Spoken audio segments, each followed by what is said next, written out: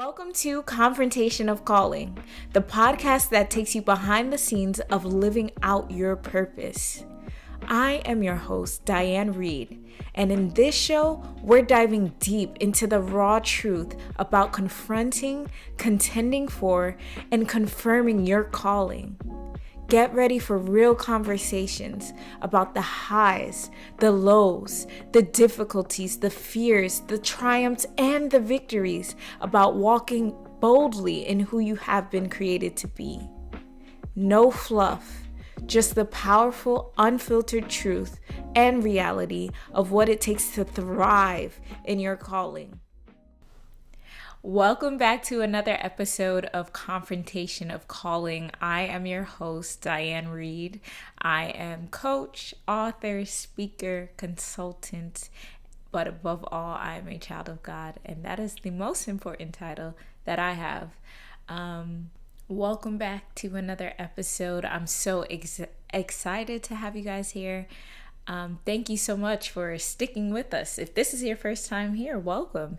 If you're returning back with us, welcome. So happy that you are along the journey with us. If you haven't done so already, make sure you subscribe, review, like, comment, share, because it helps make this video discoverable. And if it's been blessing you, absolutely share it with those that you think need to hear it. Who will be inspired by it and transformed by it. So yes. Okay, let's jump right into it. So I know I was off last week and it contributes to today's topic.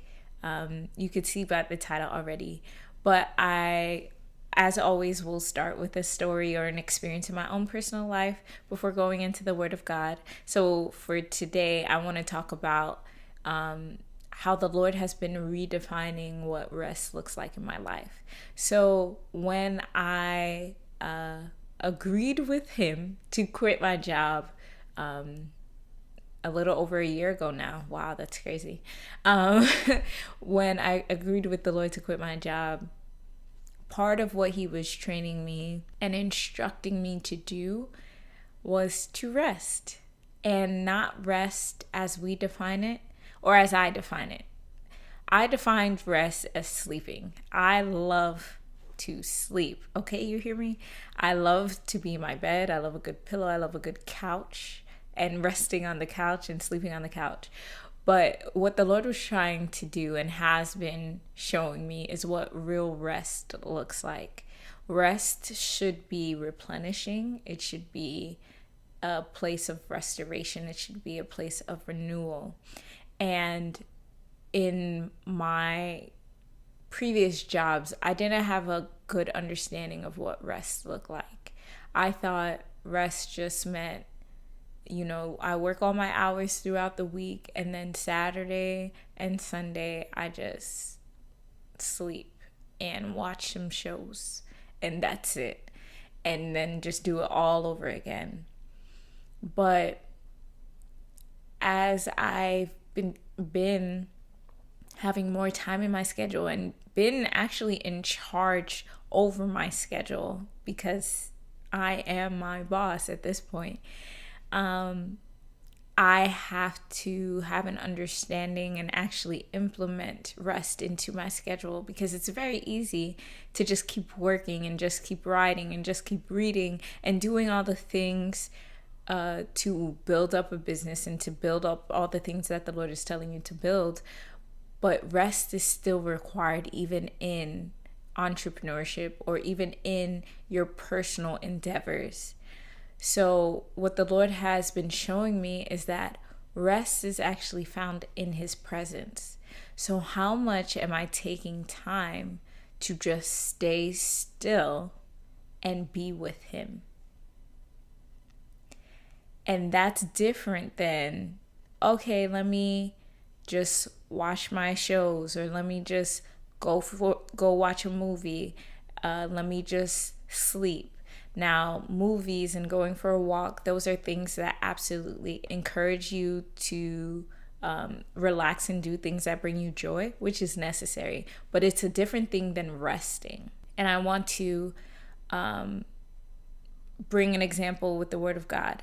So what I have begun to realize is that rest for me looks like spending like an hour at least, because I have it, even if it's a half an hour, even if it's 20 minutes in your day, just being still with the Lord, just basking in his presence. And what that looks like is taking a seat somewhere, whether it's on your bed or on your couch or on a chair, even in a walk, just taking time to just be with him, not praying, not asking for anything, not talking, just listening and being still with him.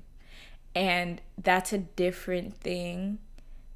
And even in that time period, being thankful and grateful for all the things that he has done, meditating on all the things that he's been gracious with, and all the things that he has blessed you with, that type of rest. And what I found is the more I rested, I actually became more creative in those times, because of course in the Lord's presence, he's speaking to you, he's loving on you, and he's downloading just revelation and ideas, and it contributes to all the rest of the work that you're going to do. So rest is actually a key point and a key weapon to my creativity. It is a key skill that I have been developing and need to continue to develop in order to sustain the life that the Lord has given me. And if I did not have moments of rest, and I started doing this actually when I had my consulting job, because those hours were so long. I was working probably 60 hours a week.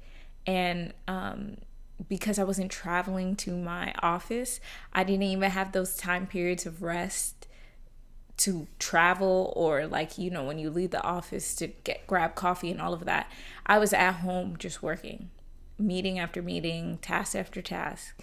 And I was burning out. And if I didn't spend time with the Lord in the morning just doing nothing, I wouldn't have the energy to do anything throughout the day. I would become more irritable. I would become more frustrated.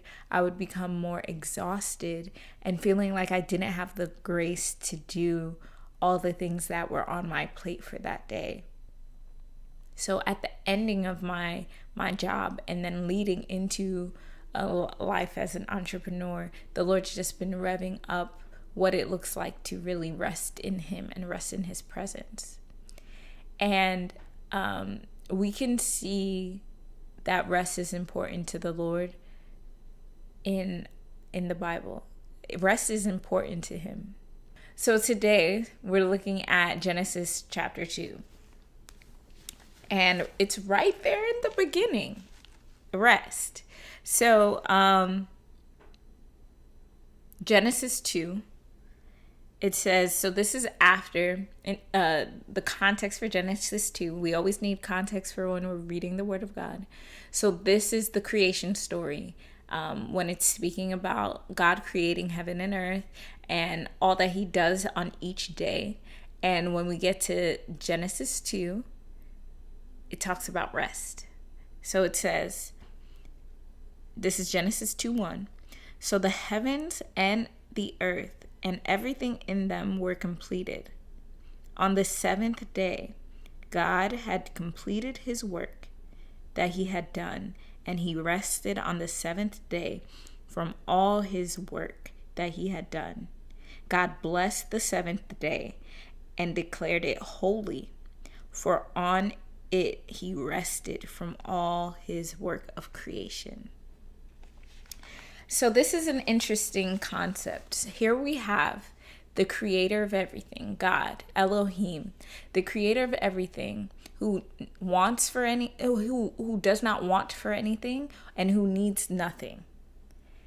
Even he rested. Now, why does it say that he rested? So that he could reflect and look on everything that he has made. So resting is not sleeping. Our God neither slumbers nor sleep. So it has nothing to do with sleep. It has something to do with reflection. It has something to do with taking a pause and being still and not doing anything. If we're called human beings, there is a nature of being that we have to always walk in. So resting allows us to just be, not do all the tasks that are required in our individual roles, our calling. Part of your calling requires rest and is resting. And we even see that in the New Testament with Jesus in flesh here on earth. After he's healed, after he's taught, after he's, ministered, he usually goes off to some solitude place to be with him and the Father. And away from his disciples, away from the multitudes, away from the crowd, he goes off to a place to pray and to be with his Father. And there's a rhythm of rest that we have to ensure that is in our schedules as we're living out our calling. Because specifically, I can speak to Western society as it pertains to American society. We love this idea of hustle culture. We love this idea of grinding, which sounds so painful. I don't want to grind. But it's embedded into our culture, especially being in New York City. Woo! It's the city that never sleeps. And we kind of rejoice over that. Like, that's another thing. Like, I'll sleep when I'm dead. No. When you're dead, you're dead. And usually, if you don't incorporate rest into your schedule, you come up on death a little quicker because you're grinding out your muscles, your brain capacity, your physical organs are being overworked because it has no time to restore and replenish. So I really want us to examine our lives. Even as we're walking in our calling, even as we're confronting the things in this earth that are not of God and establishing his kingdom here on earth, there still requires a rest.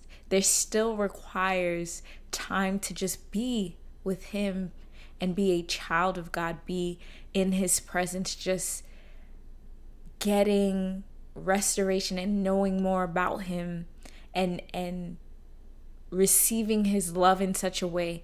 And what I realized too is that in my resting periods with the Lord, I am able to receive his love in a different way.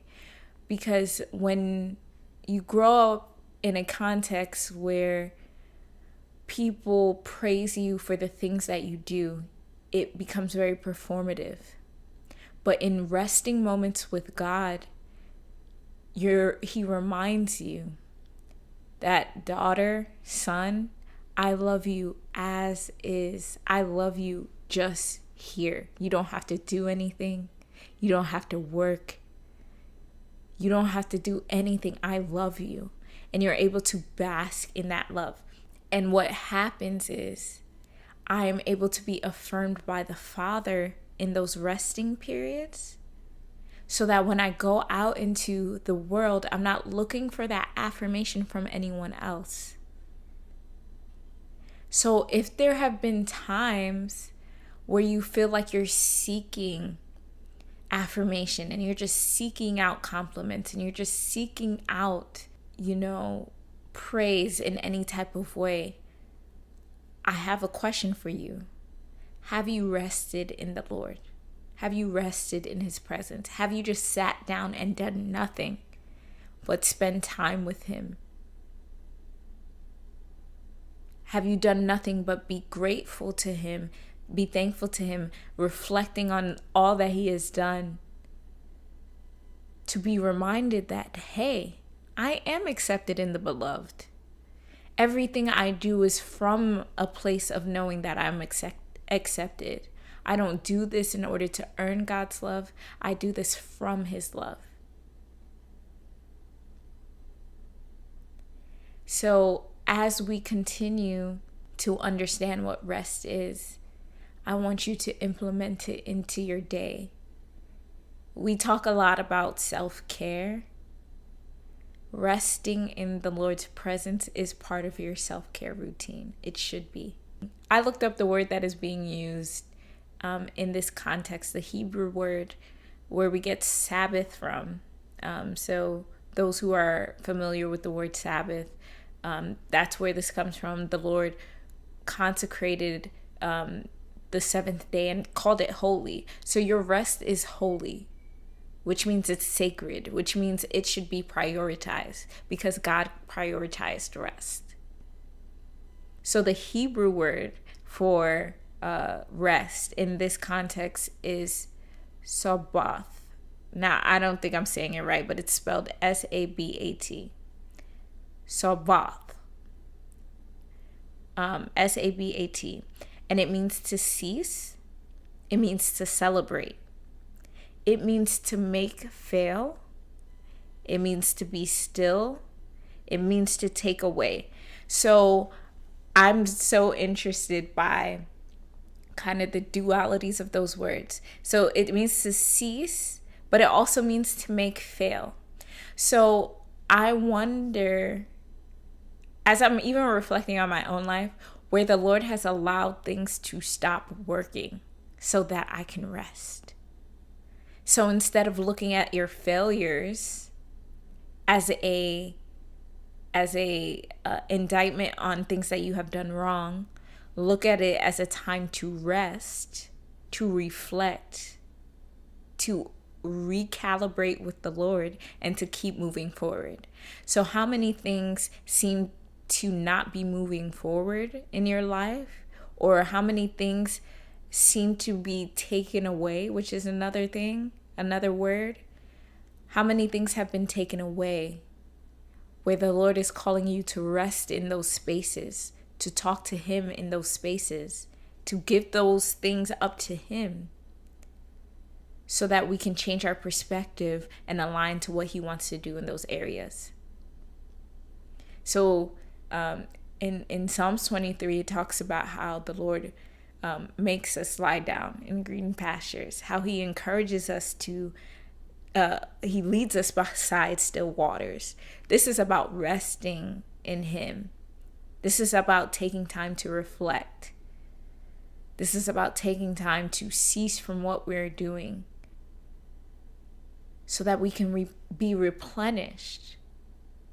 So that when we go into the shadow, the valley of the shadow of death, we have no reason to fear because we've rested. We've taken the time to know who God is in our life. We've taken the time to be affirmed that we are secure in Him, so that when we walk out into this world, we have the energy to sustain the journey that is ahead of us. And something that's important when we're talking about resting is boundaries. I'll have a whole separate episode on boundaries. Woo! That's its own topic. But you need to be serious about your rest.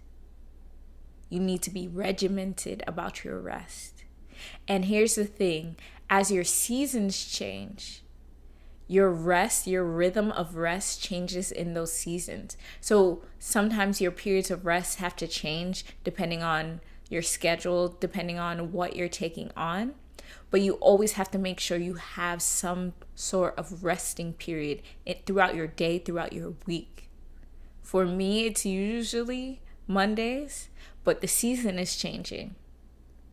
So it might change to another day where I don't do anything. I just stay with the Lord. And of course, my schedule looks different than yours. So it may look like, 4 hours on a Saturday where you're just with the Lord. Start easy, an hour with the Lord, just resting. And what I found why we don't like resting is because we have to deal with the thoughts in our head. And that's also part of the resting period. It's not until you have sat still that you realize what your mind is really meditating on. All the thoughts that are coming across it day in and day out. There is no time to really reflect on those thoughts until you're still. And then you can really evaluate what thoughts are from you, what thoughts are from the enemy, and what thoughts are from the Lord. And then you can bring your mind under obedience to the word of God. That happens in your resting periods, where you're training up your mind to focus on the Lord, to focus on the things of the Lord, whatever is pure, whatever is true, whatever is lovely, meditating on those things. In your resting period, you're training yourself up to meditate on the things of God, to reflect on the things of God, to reflect on the goodness of God. And if Jesus Christ himself, as human flesh here, both God, both human, needed those resting periods in his ministry, who are we to think? If God himself did it when he created everything, he rested because he knew it was necessary to reflect and to celebrate and to be still before continuing on with the work and the task ahead of us. So that's all I had for us today. This is a new concept for me because, especially growing up in cultures, I understand Caribbean cultures, I know African cultures, many cultures, when you have any free period, it's like, why are you sitting down? You should find something to do. You should be cleaning something. You should be assessing something. You should be doing something. But that's counterintuitive to the way the Lord has created us to be and called us to be. We need times to be still. We don't need to fill our schedules from top to bottom until we're sleeping. We need rest. That's also why I didn't have an episode last week. My podcasting day became a rest day because of the week that I had. And not feeling guilty. Hear me. Not feeling guilty for taking that time off. Those tasks will be there after your rest. Unless it's an emergency, take your rest time as scheduled. And even when those emergencies come up, schedule in more time. Schedule in another time for rest. And don't make other people's emergencies your emergency. This is where I was going with the boundaries part. Just because it's urgent for somebody else doesn't mean it has to be urgent for you. And as a recovering people pleaser, that was difficult and still is something I'm working through. Not having to answer every text immediately. Not having to answer every phone call. It is not an emergency. So I can take my scheduled time with the Lord seriously and block out everything else. And as we're building, as we're being called to build all the things the Lord has called us to build, He is encouraging us to also rest in Him as we're building. So don't be guilty. Don't feel guilty for it. God Himself has done it to be an example to us, to show us, hey, we need this rest. We need to be in solitude periods with Him just to reflect and just to gain our energy from Him. So that's all I had for us today. I want to encourage you this week. Take at least an hour a day to just be with the Lord. Whether it's at the top of your day, the middle of your day, or the end of the day. Whatever works for your schedule. Take an hour to just be still. Be still and know that He is God. Be still. So that's all I had for us today. I want to remind you that you are loved deeply, that you are chosen, and that you are worthy of the call that is over your life. I love y'all. Peace.